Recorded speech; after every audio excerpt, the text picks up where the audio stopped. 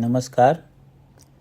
आज हम बात करेंगे गीता के 10वें अध्याय के श्लोक क्रमांक 11, 12 एवं 13 के बारे में।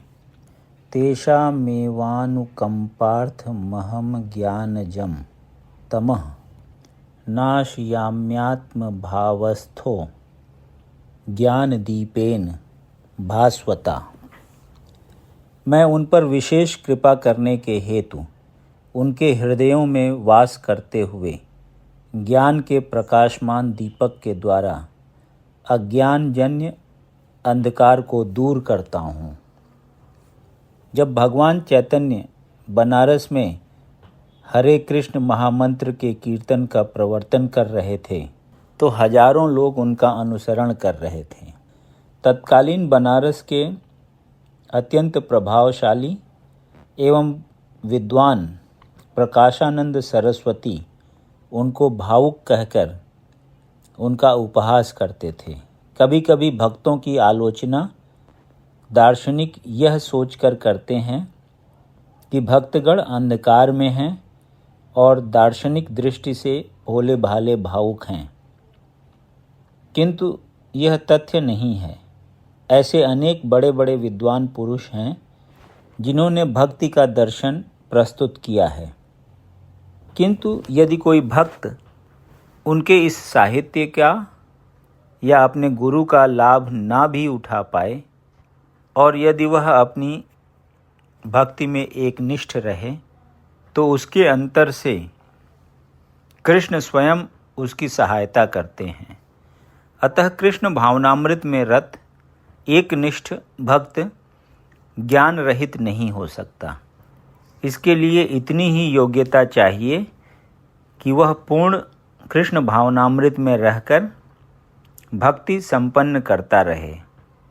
आधुनिक दार्शनिकों का विचार है कि बिना विवेक से शुद्ध ज्ञान प्राप्त नहीं किया जा सकता। उसके लिए भगवान का उत्तर है, जो लोग शुद्ध भक्ति में रत हैं, भले ही वे पर्याप्त शिक्षित न हों तथा वैदिक नियमों से पूर्णतया अवगत न हों, किंतु भगवान उनकी सहायता करते ही हैं, जैसा कि इस श्लोक में बताया गया है। भगवान अर्जुन को बताते हैं कि मात्र चिंतन से परम सत्य भगवान को समझ पाना असंभव है, क्योंकि भगवान इतने महान हैं कि कोरे मानसिक प्रयास से उन्हें न तो जाना जा सकता है न ही प्राप्त किया जा सकता है। भले ही कोई लाखों वर्ष तक चिंतन करता रहे, किंतु यदि भक्ति नहीं करता, यदि वह परम सत्य का प्रेमी नहीं है, तो उसे कभी भी कृष्ण या परम सत्य समझ में नहीं आएंगे। परम सत्य कृष्ण केवल भक्ति से प्रसन्न होते हैं और अपनी अचिंत्य शक्ति से वे शुद्ध भक्त के हृदय में स्वयं प्रकट हो सकते हैं। शुद्ध भक्त के हृदय में तो कृष्ण निरंतर रहते हैं और कृष्ण की उपस्थिति सूर्य के समान है, जिसके द्वारा अज्ञान का अंधकार तुरंत दूर हो जाता है। शुद्ध भक्त पर भगवान की यही विशेष कृपा है। करोड़ों जन्मों के भौतिक संसर्ग के कल्मश के कारण मनुष्य का हृदय भौतिकता के मल से आच्छादित हो जाता है, किंतु जब मनुष्य भक्ति में लगता है और निरंतर हरे कृष्ण का जप करता है तो यह मल दूर हो जाता है और उसे शुद्ध ज्ञान प्राप्त होता है। परम लक्ष्य विष्णु को इसी जप तथा भक्ति से प्राप्त किया जा सकता है, अन्य किसी प्रकार के मनोधर्म या तर्क द्वारा नहीं। शुद्ध भक्त जीवन की भौतिक आवश्यकताओं के लिए चिंता नहीं करता है, न तो उसे कोई और चिंता करने की आवश्यकता है, क्योंकि हृदय से अंधकार हट जाने पर भक्त की प्रेमा भक्ति से प्रसन्न होकर भगवान स्वतः सब कुछ प्रदान करते हैं। यही भगवत गीता का उपदेश सार है। भगवत गीता के अध्ययन से मनुष्य भगवान के शरणागत होकर शुद्ध भक्ति में लग जाता है। जैसे ही भगवान अपने ऊपर भार ले लेते हैं, मनुष्य सारे भौतिक प्रयासों से मुक्त हो जाता है। अर्जुन उवाच परम ब्रह्म परम धाम पवित्रम परमं भवान पुरुषं शाश्वतं दिव्यमादिदेवमजं विभुम आहुस्त्वामृषयः सर्वे देवर्षिर्नारदस्तथा असितो देवलो व्यासः स्वयं चैव ब्रवीषि में। अर्जुन ने कहा, आप परम भगवान, परम धाम, परम पवित्र, परम सत्य हैं। आप नित्य, दिव्य, आदि पुरुष, अजन्मा तथा महानतम हैं। नारद, असित, देवल तथा व्यास जैसे ऋषि आपके इस सत्य की पुष्टि करते हैं और अब आप स्वयं भी मुझसे प्रकट कह रहे हैं।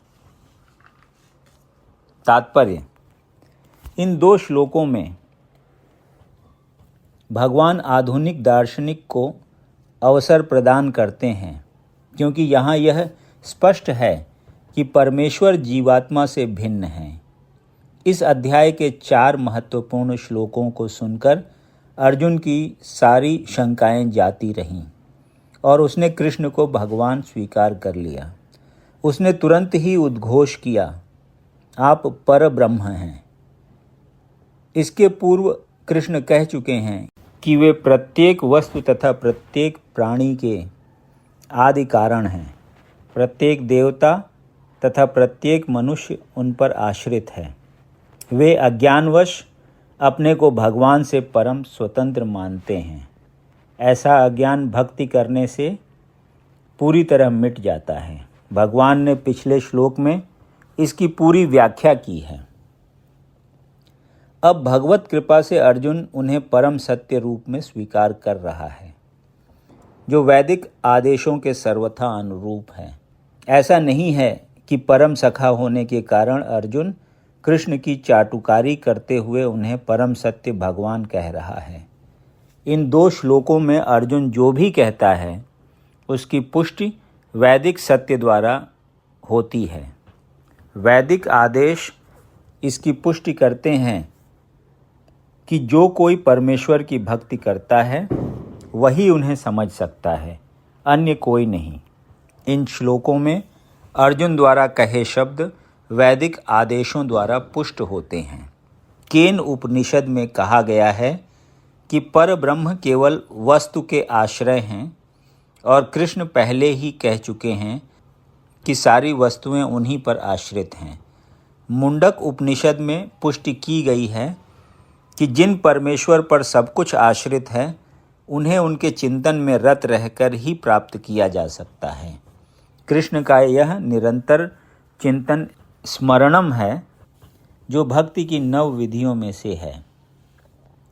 भक्ति के द्वारा ही मनुष्य कृष्ण की स्थिति को समझ सकता है और इस भौतिक देह से छुटकारा पा सकता है। वेदों में परमेश्वर को परम पवित्र माना गया है। जो व्यक्ति कृष्ण को परम पवित्र मानता है वह समस्त पाप कर्मों से शुद्ध हो जाता है। भगवान की शरण में गए बिना पाप कर्मों से शुद्धि नहीं हो पाती। अर्जुन द्वारा कृष्ण को परम पवित्र मानना वेद सम्मत है। इसकी पुष्टि नारद आदि ऋषियों द्वारा भी हुई है। कृष्ण भगवान हैं और मनुष्य को चाहिए कि वह निरंतर उनका ध्यान करते हुए उनसे दिव्य संबंध स्थापित करें। वे परम अस्तित्व हैं। वे समस्त शारीरिक आवश्यकताओं तथा जन्म मरण से मुक्त हैं। इसकी पुष्टि अर्जुन ही नहीं अपितु सारे वेद पुराण तथा इतिहास ग्रंथ करते हैं। सारे वैदिक साहित्य में कृष्ण का ऐसा वर्णन मिलता है और भगवान स्वयं भी 4थे अध्याय में कहते हैं, यद्यपि मैं अजन्मा हूँ किंतु धर्म की स्थापना के लिए इस पृथ्वी पर प्रकट होता हूँ। वे परम पुरुष हैं, उनका कोई कारण नहीं है क्योंकि वे समस्त कारणों के कारण हैं और सब कुछ उन्हीं से उद्भूत है। ऐसा पूर्ण ज्ञान केवल भगवत कृपा से प्राप्त होता है। यहाँ पर अर्जुन कृष्ण की कृपा से ही अपने विचार व्यक्त करता है। यदि हम भगवत गीता को समझना चाहते हैं तो हमें इन दोनों श्लोकों के कथनों को स्वीकार करना होगा। यह परंपरा प्रणाली कहलाती है, अर्थात गुरु परंपरा को मानना। परंपरा प्रणाली के बिना भगवत गीता को नहीं समझा जा सकता। यह तथाकथित विद्यालयी शिक्षा द्वारा संभव नहीं है। दुर्भाग्यवश जिन्हें अपनी उच्च शिक्षा का घमंड है, वे वैदिक साहित्य के इतने प्रमाणों के होते हुए भी अपने इस दुराग्रह पर अड़े रहते हैं कि कृष्ण एक सामान्य व्यक्ति हैं। यदि आपको ये वीडियो पसंद आया तो इसे लाइक करें और ऐसे ही अन्य वीडियोज़ को सुनने के लिए इस चैनल को सब्सक्राइब करें। धन्यवाद।